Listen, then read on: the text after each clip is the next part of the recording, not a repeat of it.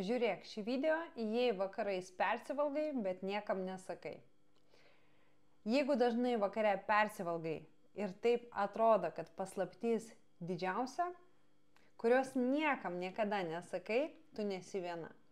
Ir tai ne tavo silpnumas, tai tavo signalas. Signalas, kad atkreiptum dėmesį į save, į savo kūną, į savo jausmus. Nes ką kitai iš tikrųjų galėtų reikšti, ane? Nes mes dažnai priimam, kad aš tiesiog valgau, aš tiesiog pavargus, aš pavargau, o iš tikrųjų tai yra būdas, kai slopini emocijas, kai atsijungi nuo realybės ir kai pabėgi nuo spaudimo ar kontrolės. Prisimink, kaip buvo anksčiau, kas buvo mūsų tėvų laikais, pavyzdžiui, ne? Dažniausiai grįždavo iš po darbų ir be abejo slopindavo tą stresą, įtampą ir didelį krūvį darbe, maistu ir ar alkoholiu. Kas vyksta šiais laikais? Žymiai mažiau žmonės vartoja alkoholį ir žymiai mažiau stengiasi valgyti, tai yra kontroliuoja, ką ir kiek valgo. Tada kur turėtų ir kaip išeiti tos emocijos, jeigu jokių kitų būdų mes jų neišlaisvinam. Be abejo, atsiranda didžiausias potraukis maistui, ypač jeigu artėja, pavyzdžiui, ciklo dienas, ne? Tos dienos, tai tada atrodo, kad galėčiau suvalgyti visiškai viską, ką matau ir negaliu sustoti. Ir patikėk, tu nesi viena tokia ir tai nereiškia, kad esi silpna. Tiesiog reikėtų išmokti išlaisvinti tas emocijos, kurios yra viduje, paleisti jas ir niekada daugiau nebegrįžti. Nes viskas su tavim yra gerai, viskas jau yra gerai.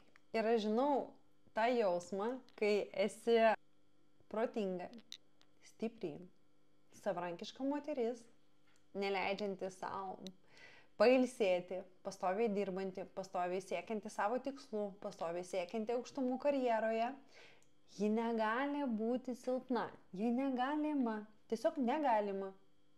Tada kyla klausimas, kur tos emocijos turėtų nueiti?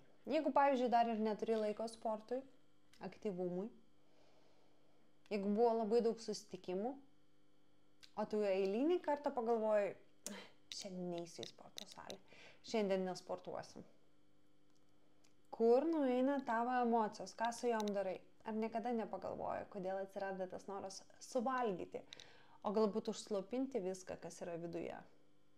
Skausmą, nerimą, tą jausmą, kad tau negalima būti silpnai, kad neduok Dieve paleisti kontrolę ir viskas subirės, kad privalai viską kontroliuoti.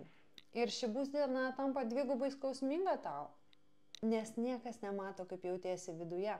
Mano darbas - neduoti dar vieną mitybos planą, sukurti dar vieną maratoną, sugalvoti dar vieną protarpinį badavimą arba keto dietą, arba dar kažkokią dietą pagal planą. Mano darbas - sukurti tavo asmeninį santykį su maistu ir įtraukti aktyvumą į tavo gyvenimą. Kad išmoktum išgirsti save ir paleisti nereikalingas emocijas, kurias stengiasi užvalgyti vakare.